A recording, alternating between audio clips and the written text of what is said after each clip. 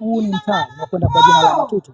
Umekuja kushiriki mkutano wa wananchi ambao ni mkutano ambao umeweza kuandaliwa na diwani wa kata Zingiziwa ndugu yetu Selemani Kaniki. Lakini miongoni mwa faida kuu za mikutano kama hii ni kwenda kuchakatwa kwa ajenda kadha wa kadha zinawekwa mezani na wananchi, nao pia wanapata fursa ya kuweza kuzungumza au kuweza kutoa kero zao mbalimbali. Lakini pia diwani pia na wajibu wa kuweza kujibu au kutatua kero mbalimbali za wananchi ambao ni wakazi wa maeneo haya Nzasa. Lakini pia kuna maafisa tofauti ambao wamefika katika eneo hili. Tuko pamoja na maafisa wa TANESCO, kuna maafisa wa elimu, lakini pia pamoja na maafisa wa masuala mazima ya afya. Wote watakuwa katika kushiriki mkutano huu kuhakikisha tu kwamba kila jambo ambalo linaenda kuwekwa mezani liweze kupatiwa uvumbuzi au namna ya kwenda kutibu changamoto za wananchi ambao wao ndio wakazi wa maeneo haya ya Nzasa katika mtaa huu wa Matutu. Tunaenda moja kwa moja kwenda kushiriki mkutano huu ambao unafanyika maeneo haya kwa ajili kwenda kuhakikisha wananchi wanaenda kupata fursa kwenda kutoa kero zao mbalimbali mbele ya mheshimiwa diwani wa kata ya Zingiziwa ndugu yetu Selemani Kaniki. Tuko maeneo ya Nzasa na huu ni mtaa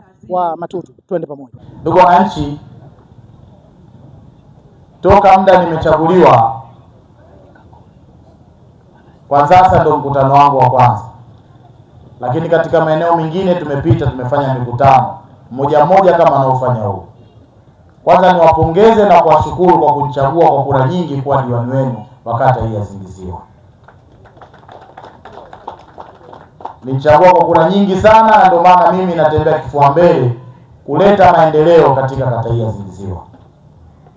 Na mimi nawaahidi, muda bado nao vizuri tu, hizi bashrafu nazozipiga kwenye mitaa nyingine huku napo zinaendelea. Kama mnavyoona sasa hivi kituo cha afya hapa kipo na kinafanya kazi, lakini yako ambao naona yanatakiwa kufanyika. Mmenipigia sana simu kuhusu hii barabara, lakini leo nimeongea na mtu wa Gleda, ilikuwa anzie pale kwenye mlima kwenda Somero. Kwa hiyo kazi atakuja kuianzia hapo mwisho kwenda Somero kwa ajili ya kuikarabati hii barabara yetu. Barabara hii imeharibika wakati wa mvua, imekuwa mbovu. Huko Somero nao imekatika. Mwenyezi Mungu akituamsha salama, nitakuwa naye mimi kumuonesha ili kazi ifanyike vizuri katika barabara hii. Kwa tuombe vizuri, kesho jua litoke ili kazi iweze kufanyika.